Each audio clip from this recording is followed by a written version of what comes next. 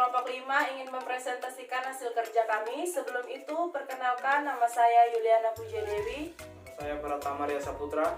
Saya Suwaryono. Nama saya Yunita Putria. Hari ini kami akan menjelaskan tentang konsep manajemen menurut Nichols, MC Hook dan MC Hook, kemudian cari jurnal pendukung serta fenomenanya. Banyak pengertian atau definisi yang diberikan para pakar mengenai manajemen. Sedangkan menurut Nichols, James MC Hook, dan Susan MC Hook, manajemen adalah proses yang digunakan untuk mencapai tujuan organisasi melalui perencanaan, pengendalian, dan sumber-sumber daya operasional lainnya.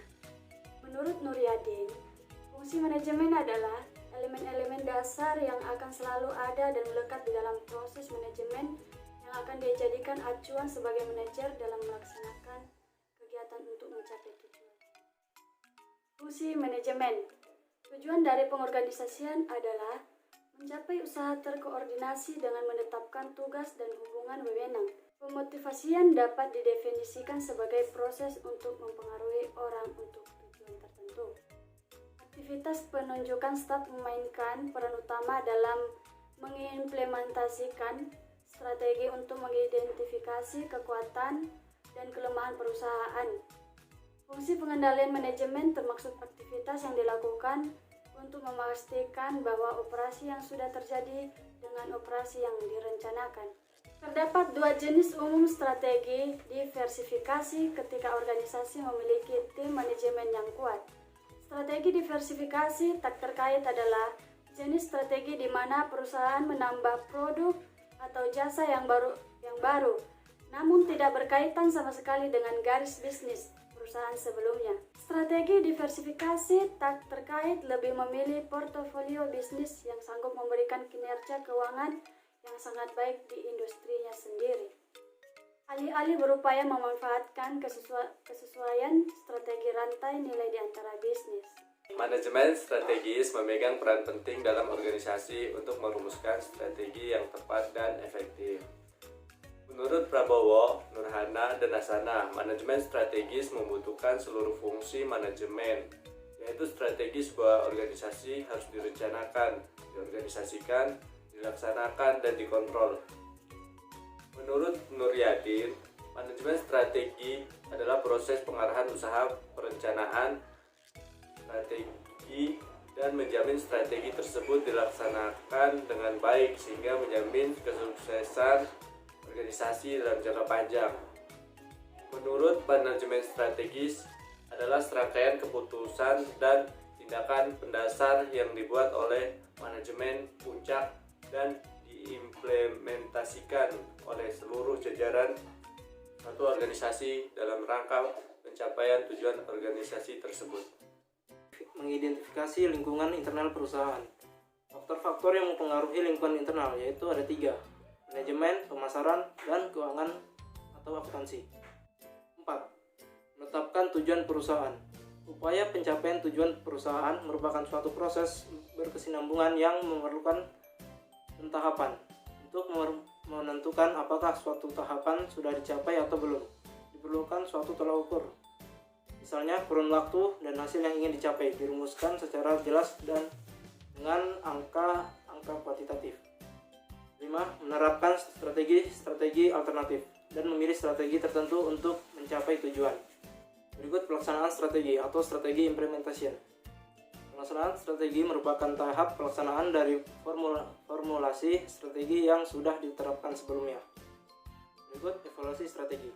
Evaluasi strategi adalah alat utama untuk mengetahui kapan strategi dapat berjalan seperti yang diharapkan.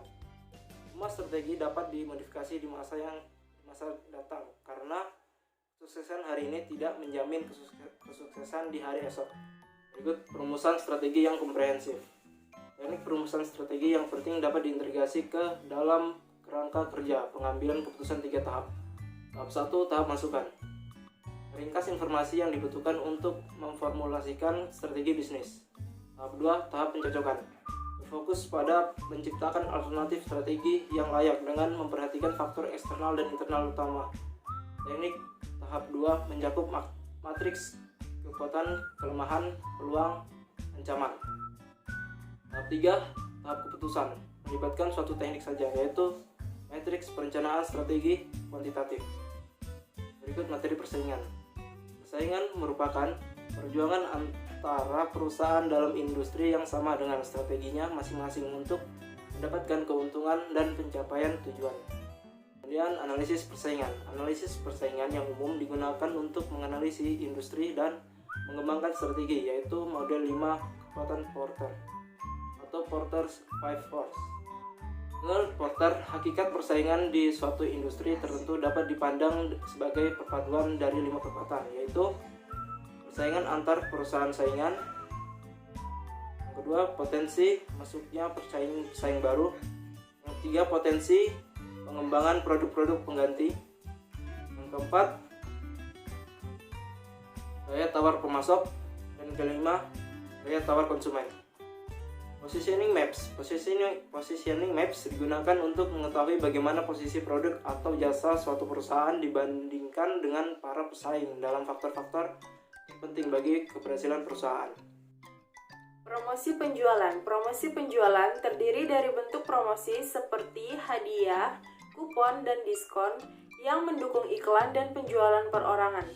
Dalam menggunakan promosi penjualan, perusahaan harus menetapkan tujuan, memilih alatnya, mengembangkan program, menguji program itu terlebih dahulu, menerapkan dan mengendalikan, serta mengevaluasi hasilnya.